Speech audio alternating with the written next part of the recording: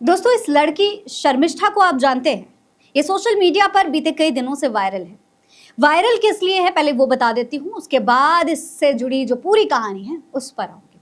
दरअसल दोस्तों, शर्मिष्ठा एक सोशल मीडिया इन्फ्लुएंसर है। हालांकि इनकी उन इन्फ्लुएंसर वाली जो वीडियोस हैं जो इनके इंस्टाग्राम पर अपलोडेड हैं, वो वीडियोस गालियों से भरी हुई हैं। खास तौर पर ये अलग अलग धर्मों को गाली देते हैं। अभी हाल ही में जिसकी वजह से ये पॉपुलर हुई हैं वो है, इन्होंने पैगंबर मोहम्मद सल्लल्लाहु ताला अलैहि वसल्लम पर अभद्र टिप्पणियां की थी, गालियां दे रही थी। इतनी नीचता से इन्होंने वीडियो बनाई थी जिसका पूरे देश में विरोध हुआ। मुस्लिम समुदाय ने विरोध किया। देखिए, ये विरोध एक तरह से पाकिस्तान का कर रही थी, लेकिन ये भूल गई कि पाकिस्तानी मुसलमानों पर अगर ये टिप्पणी कर रही हैं, उनके देश पर अगर ये टिप्पणी कर रही हैं तो उन पर कर सकती हैं, लेकिन धर्म पर और पैगंबर पर टिप्पणी करना इनका अधिकार नहीं है। ये पाकिस्तान पर टिप्पणी करते करते पैगंबर पर टिप्पणी करने लगी। उसके बाद इनका वीडियो सोशल मीडिया पर वायरल हुआ। हालांकि इनकी टिप्पणी ने पूरे देश के मुसलमानों को आक्रोश में डाल दिया। दोस्तों, भारत का कोई भी मुसलमान पाकिस्तान का समर्थन नहीं करता। पाकिस्तान की नापाक हरकतों को भारत का हर मुसलमान जानता है, अपने देश के साथ, अपने वतन के साथ हमेशा खड़े रहता है। और ऑपरेशन सिंदूर में भी भारत के मुसलमान ने अपने देश की सरकार का पूरा समर्थन किया, लेकिन बावजूद इसके उनके धर्म को, उनके पैगंबर को टिप्पणियों का सामना करना पड़ रहा है। उनको गालियां दी जा रही हैं, अभद्र वीडियो बनाई जा रही है सिर्फ पाकिस्तान को टारगेट करने के लिए। ये शर्मनाक था। इनका वीडियो सोशल मीडिया पर वायरल हुआ। जब विरोध हुआ, तमाम एफआईआर्स हुई, जब इन्हें डर लगने लगा कि अब ये जेल जा सकती हैं, तो इन्होंने तुरंत माफी मांगी, उसका वीडियो भी जारी किया। हालांकि बाद में माफी मांगने के बावजूद ममता बनर्जी की बंगाल सरकार ने इन्हें तुरंत गिरफ्तार कर लिया। इन पर एक्शन हुआ, इन्हें जेल भेजा गया और अब इस पूरे मामले पर तमाम तरीके के खुलासे हो रहे हैं। खुलासा ये हो रहा है कि इनको भड़काया जा रहा था। कई राइट विंग के लोग थे जो इनके कांटेक्ट में थे और लगातार इनको भड़काने की कोशिश कर रहे थे। इनसे कहा जाता था कि ये इस तरीके के वीडियोस बनाकर सोशल मीडिया पर डालें। देखिए, पत्रकार काविश अजीज ने इस मामले पर कुछ खुलासे किए हैं रेफरेंस के अपने सोर्सेस के जरिए से।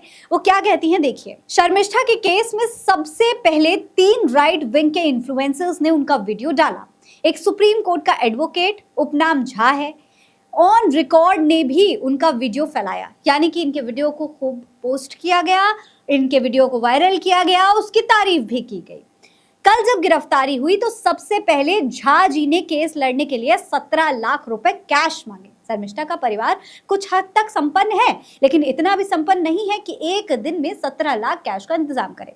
अब गौर करिए यहाँ पर कि इसी महिला को जब इसको भड़काया जा रहा था, इस तरीके की टिप्पणियां करने के लिए कहा जा रहा था, तो ये राइट विंगर्स उनका पूरा समर्थन कर रहे थे।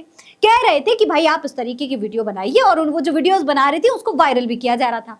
लेकिन जब ये फंसी, जब इन पर मुसीबत आई, तब इनसे 17 लाख रुपए कैश मांगा गया इनका केस लड़ने के लिए। ये है इनका सपोर्ट जो ये एक लड़की को, 19 साल की लड़की को दे रहे हैं।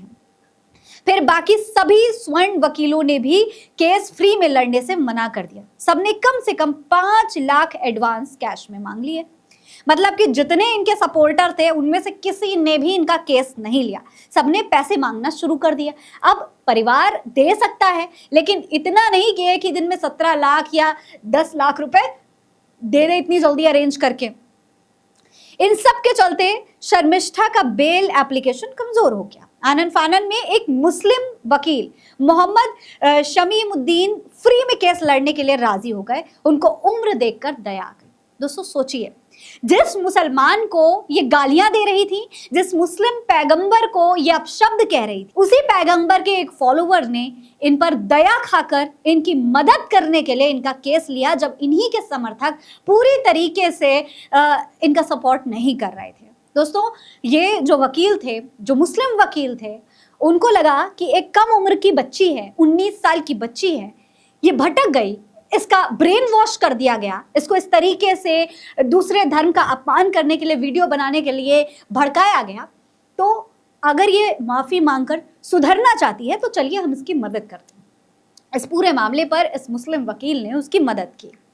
हालांकि उसको उतना समय नहीं मिल पाया कि वो एक स्ट्रॉन्ग पिटीशन तैयार कर सके, फिर भी पुलिस कस्टडी से बचाव कर जुडिशियल कस्टडी में राहत दिलवा दिया।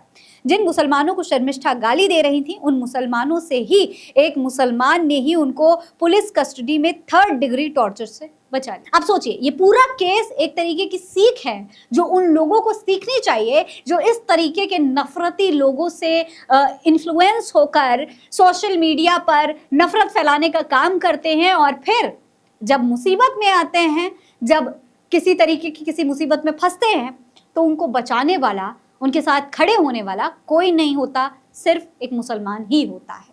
दोस्तों, शर्मिष्ठा ने गलती की, अभद्र टिप्पणियां की, और पैगंबर मोहम्मद पर इस तरीके की टिप्पणियां माफी के काबिल नहीं है।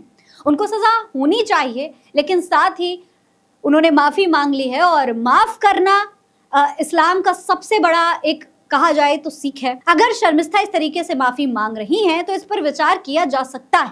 इसके बारे में आप क्या कहेंगे? कमेंट बॉक्स में लिखकर हमें जरूर बताइएगा। जय हिंद, जय भारत।